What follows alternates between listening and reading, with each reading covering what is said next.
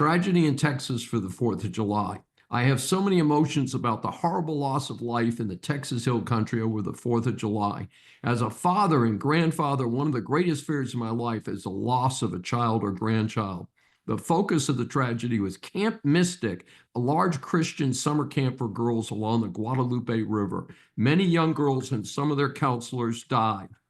I extend my utmost sympathy to the families of the victims. I want to send my thanks to the large number of workers and volunteers who jumped into action to save many and discover and return the bodies of the deceased. They are truly doing God's work. At the same time, I'm angry that a tragedy like this happened at all.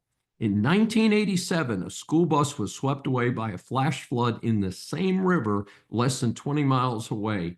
That caused a loss of 10 lives. In quiet times, it's a pleasant river, as I have floated in an old inner tube down the river some years ago. But nobody should have been fooled about the threat that it can present when there is heavy rain.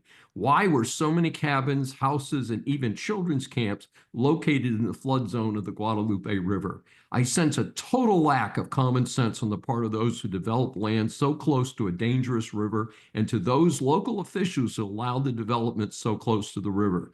I suspect greed had something to do with it. The taxing authorities have every incentive to allow development, even if it presents unsafe consequences for people in the future.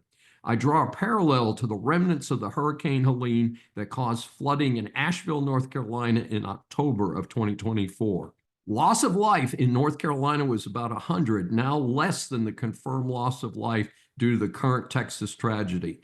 Total loss of life from Helene was about 300 lives across the Southeast. Again, my question is, why were the plots of land developed so close to the water in known flood areas?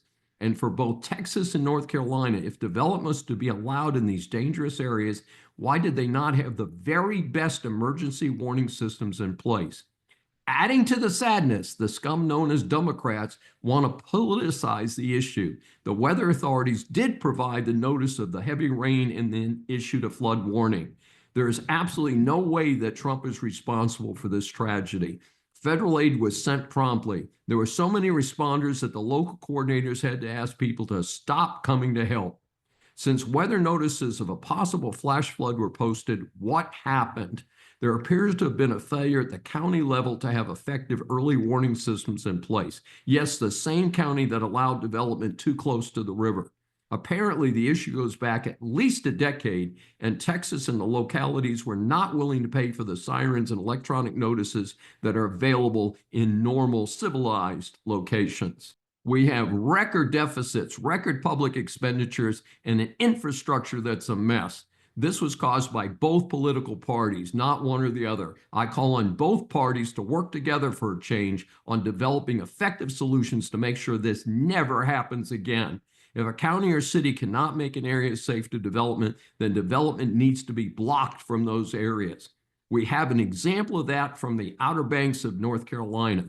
Those areas could not get traditional hurricane insurance. So the feds obligingly provided an insurance plan to replace the houses after big storms. Well, after paying for it a few times, somebody finally got smart. The feds said, we've covered you for the last time. You can take your insurance money and buy someplace else, or if you build again where you were, it's on you. No insurance. Gradually, there were no homes on the edge of the banks. Makes sense. Let's do that in these other flood-prone areas. You can also build levees like the famous seawall in Galveston, Texas, and the levees along the Mississippi River. Of course, we saw the levees in New Orleans fail dramatically during Katrina. They must be built correctly and maintained.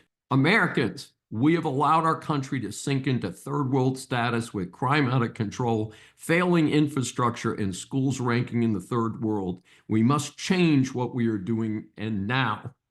This is Dr. David D. Schein. Thanks for joining me for this special edition of Saving America. Remember, a new Saving America show is aired on the Brushwood Media Network every Saturday at 11 a.m. Eastern Time.